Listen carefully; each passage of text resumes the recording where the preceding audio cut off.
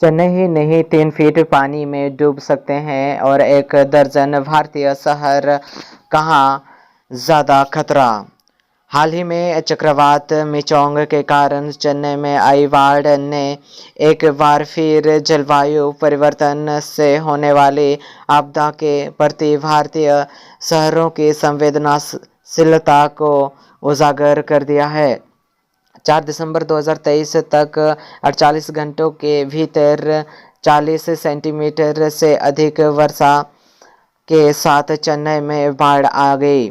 चेन्नई के हालात शहरी भारत के सामने बढ़ते जलवायु संकट और इस इशारा कर रहे हैं। चक्रवात मिचोंग ने 1 दर्जन से अधिक लोगों की जान ले ली और आंध्र प्रदेश और तमिलनाडु में विनाश के दर्दनाक निशान छोड़े हैं। जलमग्न आवासीय इमारतों और सड़कों पर पानी के बहाव में बह गए कारों की डराने वाली तस्वीर सामने आई है। हालांकि ताज़ा बाढ़ और भारी जानमाल के नुकसान की वजह एक चक्रवात थी, लेकिन यह तबाही के पैमाने का एकमात्र कारण नहीं है। दरअसल ये पहली बार नहीं है जब चेन्नई में बाढ़ आई है। पूर्वोत्तर मानसून से भारी वर्षा के कारण 2015 में शहर एक ऐतिहासिक बाढ़ में डूब गया था। यह घटना एक चेतावनी थी। हालांकि चेन्नई में जो हो रहा है उससे अन्य भारतीय शहरों के लिए भी एक संकेत मिल रहा है। उदाहरण के लिए कोलकाता और मुंबई के समुद्र के स्तर में वृद्धि, चक्रवाती और नदी के बाढ़ में महत्वपूर्ण खतरों का सामना करना पड़ सकता है। घनी आबादी वाले ये महानगर पहले से ही जलवायु परिवर्तन के प्रभावों को देख रहे हैं, जिसमें वर्षा और बाढ़ की तीव्रता में वृद्धि के साथ साथ सूखे का खतरा भी बढ़ गया है।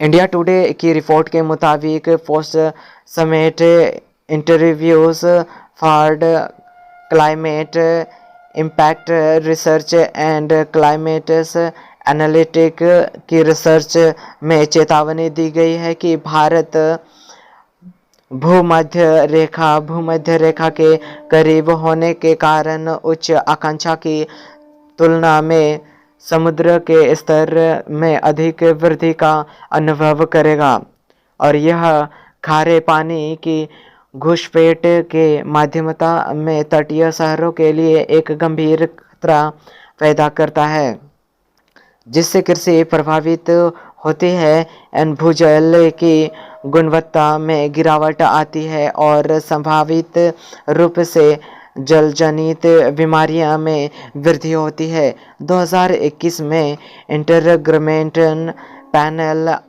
ऑन क्लाइमेट चेंज IPCC की एक रिपोर्ट में भारत के लिए गंभीर चेतावनी थी। इसमें कहा गया कि सबसे खतरनाक जोखिम कारक समुद्र एक बढ़ता स्तर है, जिससे सदी के अंत तक देश के 12 तटीय शहरों के जलमग्न होने का खतरा है। IPCC की रिपोर्ट में चेतावनी दी गई कि मुंबई, चेन्नई, कोचीन और कोच्चि के विशाखापट्टनम सहित 1 दर्जन भारतीय शहर सदी के अंत तक लगभग 3 फीट पानी में डूब सकते हैं और यह जोखिम सिर्फ सैद्धांतिक नहीं है। 70 लाख से अधिक तटीय खेती और मछली पकड़ने वाले परिवार पहले से ही प्रभाव महसूस कर रहे हैं।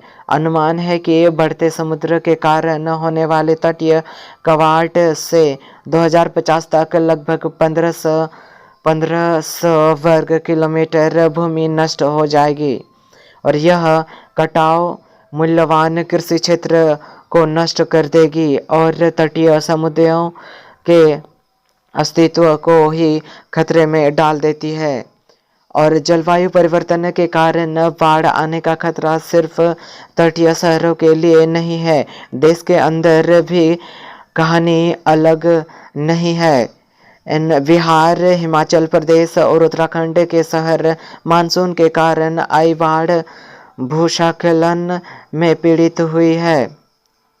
और इस साल की शुरुआत में दिल्ली में भी भारी बाढ़ आई थी और जुलाई में यमुना के पानी 208.48 मीटर तक बढ़ गया और रिवर बैंकों के पास दिल्ली के निचले इलाकों में पानी भर गया और आसपास की सड़कों और सार्वजनिक और निजी बुनियादों ढांचे में पानी भर गया। यमुना के 1978 का अपना पिछला रिकॉर्ड तोड़ दिया है।